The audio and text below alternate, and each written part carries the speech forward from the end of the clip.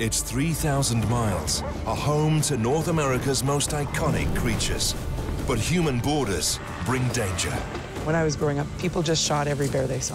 I don't want that. A project decades in the making. When I look back at all the work we did, I get tired. To reconnect the wild soul of North America. To freedom.